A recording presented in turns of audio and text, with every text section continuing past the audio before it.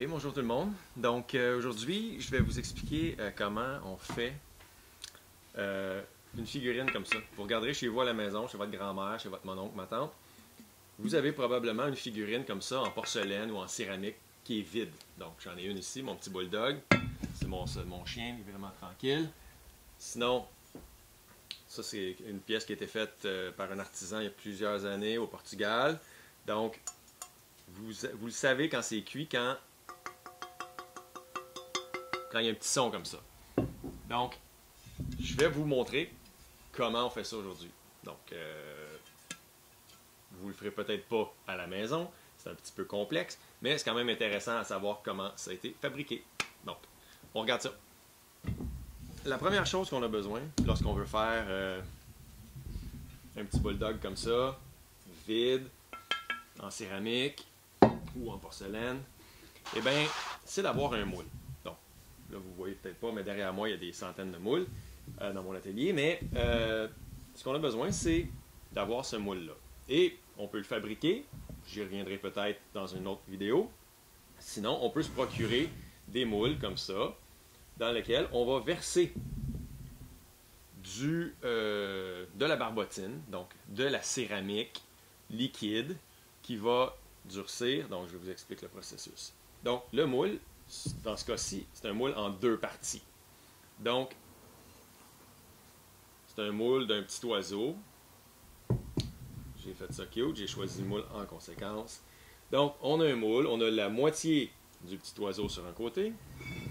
On a l'autre moitié ici. Quand on appuie et qu'on met un élastique pour garder les deux sections bien serrées ensemble, eh bien, on peut venir mettre notre moule à l'envers, venir verser notre barbotine, et c'est ce qu'on va faire dans la prochaine étape. Donc, je vous montre en gros plan l'intérieur du moule. Les pastilles que vous voyez ici s'emboîtent parfaitement dans les pastilles de l'autre partie du moule, pour être certain que les deux côtés de notre moule soient parfaitement alignés. Donc c'est comme ça que ça va fonctionner. Ce que vous voyez là ici, ça c'est ça la barbotine. Donc c'est vraiment comme si c'était un fudge au chocolat fondu. Donc ce qu'il faut faire, c'est bien brasser. Je vais brasser pendant quelques minutes. Souvent on va prendre un malaxeur pour le béton qu'on va mettre sur une perceuse électrique. Mais dans ce cas-ci, je vais juste brasser un peu à la main.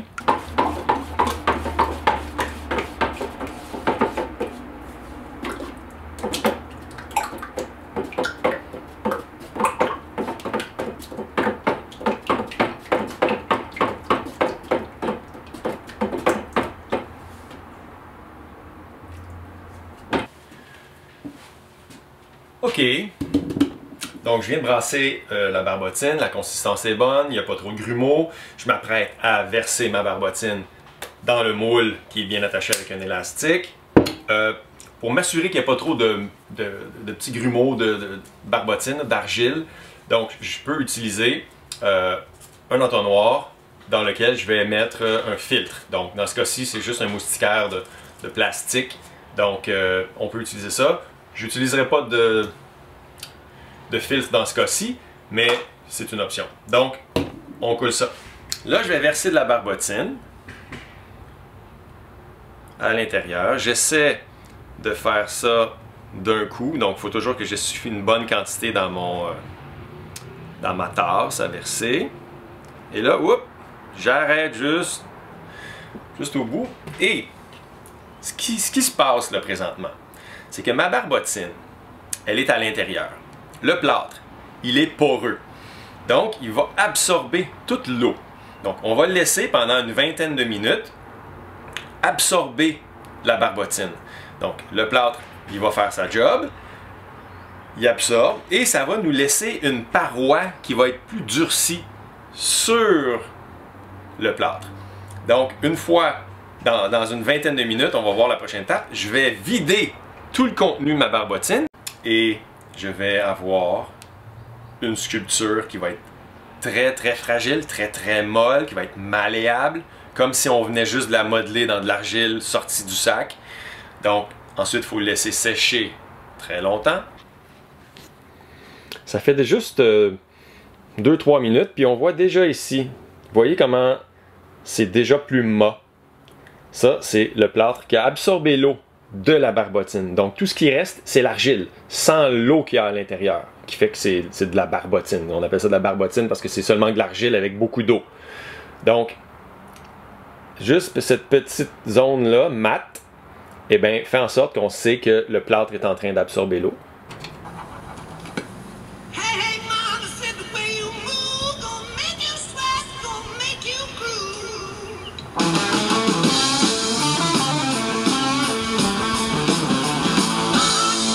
Et donc, ça fait une vingtaine de minutes, 25 minutes à peu près qu'il y a de la barbotine à l'intérieur. Donc, ce que je fais, je verse tout l'excédent de barbotine. Donc, on peut voir à l'intérieur. Il faut brasser un peu parce que des fois, il y a des poches d'air qui se font. Donc, ça fait un vide. Donc, je laisse ça à l'envers. Donc, on voit à l'intérieur. Je vais mettre 2 petits morceaux de bois. Je vais laisser ça à l'envers. Donc, tout l'excédent va continuer de couler sur la table. Puis après ça, on a juste à prendre une raclette puis enlever ce qui reste sur la table. Donc, on peut voir à l'intérieur. On voit qu'il y a une certaine paroi. Là, on va tout nettoyer ça. Puis, on peut déjà voir que la barbotine a commencé à durcir. Hein, vous voyez, c'est comme de l'argile. Donc, c'est plus liquide autant que c'était. Donc, je vais le laisser reposer encore.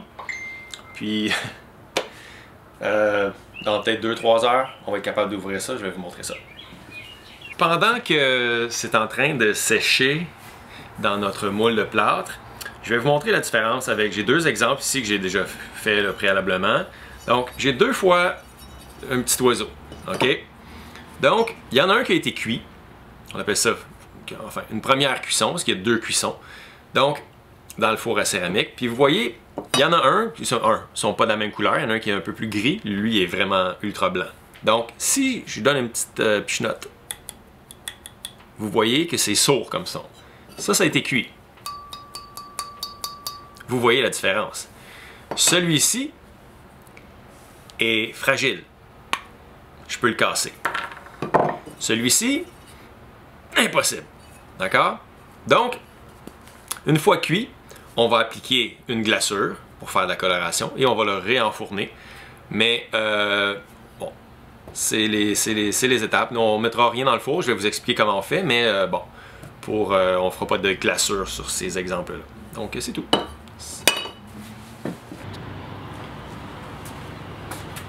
OK.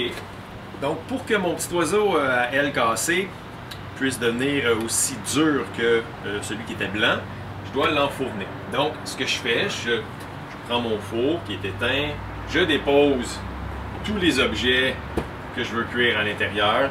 Donc, je peux mettre des petites tablettes en céramique que je peux assembler les unes par-dessus les autres pour avoir plusieurs étages.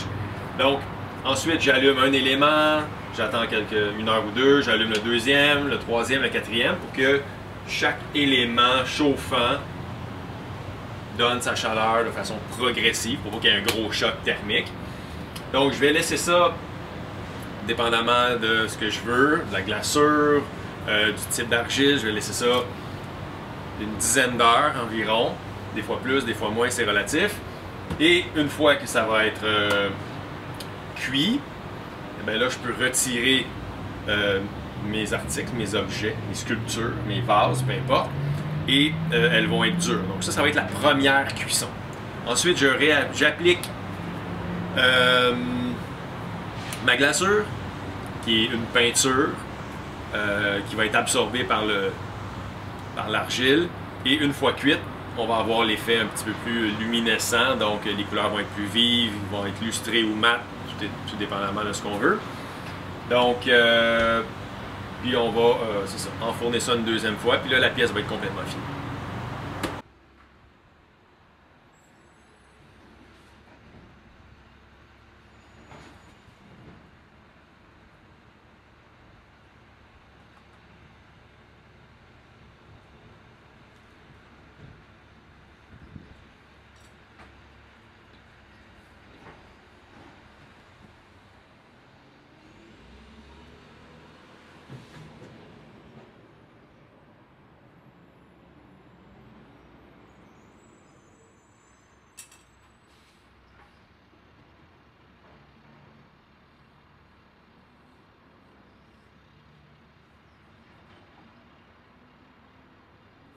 il est un peu trop tôt pour que je démoule, mais je vais démouler quand même. Donc, vous voyez, je peux retirer la barbotine qui a commencé à durcir très facilement. Donc, ce que je fais, je peux juste nettoyer le contour, comme ça. Je vais retirer mon élastique. Et tranquillement, je vais démouler. Vous voyez que là, on a notre petit oiseau. Et là, je peux mettre mes doigts à l'intérieur. Je peux retirer lentement. Non, je vais attendre un peu. Il est encore un petit peu trop mou à mon goût. Donc je vais le laisser comme ça, quelques minutes. C'est important de toujours, une fois qu'on a démoulé, d'enlever tout l'excédent de barbotine qui reste pour nettoyer. On veut nettoyer notre moule pour que la prochaine fois, on soit dans des conditions propres. Donc on fait juste passer notre doigt ou utiliser un ébauchoir, une minérette, un morceau de bois, bon, peu importe. Donc, on nettoie, puis je prends toujours comme habitude de m'assurer à l'intérieur, en terminant, qu'il n'y a aucune particule de poussière, de barbotine qui serait sèche. Puis je fais la même chose avec un pinceau avant, donc, de couler. Donc, j'ai vérifié, je ne l'ai pas filmé, mais j'ai vérifié qu'il n'y avait pas de débris à l'intérieur du moule. Donc là, le moule est propre. On va pouvoir recouler éventuellement. Ça fait à peu près 2 heures que mon moule a été coulé. Et là, mon petit oiseau, oh oui, mon petit oiseau, il est prêt à sortir de son moule. Donc je peux retirer le moule, puis on peut voir le beau petit oiseau. Et là, comme sur vos jouets de plastique, eh bien, il y a la belle petite ligne ici. Cette ligne-là, j'imagine que vous comprenez d'où elle vient. C'est la ligne qui divise nos 2 moules. Donc ça, pendant que c'est humide, on peut mettre notre doigt dans de l'eau et on peut tout simplement nettoyer cette ligne-là. Donc l'enlever, la retirer et refaire les petites textures qu'on va avoir enlevées avec notre doigt puis avec de l'eau. Tout simplement. Même chose ici avec le bas. Je vais retirer cette zone-là, cette partie-là ici. Donc j'en ai pas besoin, puis je vais avoir une belle base. Oui, c'est encore très malléable, c'est comme de la pâte à modeler. Donc je vais laisser sécher mon moule, moi, encore une heure ou deux avant de faire le nettoyage.